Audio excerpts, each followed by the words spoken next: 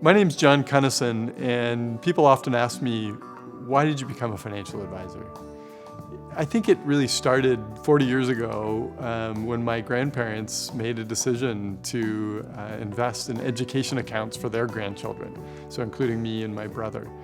They didn't have to make that decision. They could have gone on some nice vacations. They could have replaced my grandfather's beloved 30-year-old VW bus. But they really valued education. It was very, very important to them. So they made that decision, and it's had this profound influence. Their decision allowed me to attend the best college that I could get into, and it was really meaningful for my family, I think particularly my mom, because she was a wonderful student. She got into Stanford, but she wasn't able to attend because she couldn't afford it.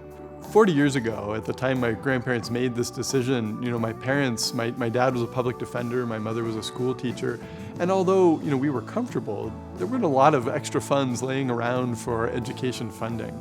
And effectively what this decision allowed was for my parents to have an extra 2 or 3 decades of saving and allowing for investments to compound.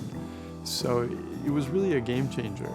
I don't share this story about my grandparents to suggest that this is the right strategy for everyone, but I think it does illustrate a challenge that we all face, that we have these long-term hopes, dreams, goals, but realizing those long-term dreams requires short-term expertise, knowledge, and discipline. I think my grandparents' decision, it really taught me the power of coupling time with a well-thought-out investment and financial plan. Professional success for me would be that my clients' kids, grandkids, and their community reflect on the decisions that they made, big and small, and the values that those decisions represent. That could be different for everyone. It doesn't have to mean the discipline of saving for education. It could mean buying a beach house so that you can spend more time with your family. It could mean making a donation to the local library because there was a librarian there who changed the course of a client's life. It could mean buying a red convertible and driving through the wheat fields with the wind blowing through your hair. And it could simply mean a more comfortable, confident retirement.